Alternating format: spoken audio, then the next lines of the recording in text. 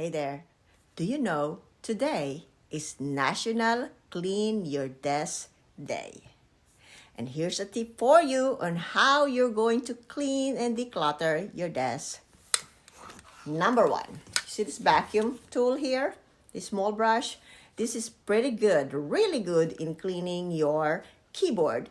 Using the vacuum, the brush will clean the surface and the vacuum will suck all the food debris, all the dust on your keyboard.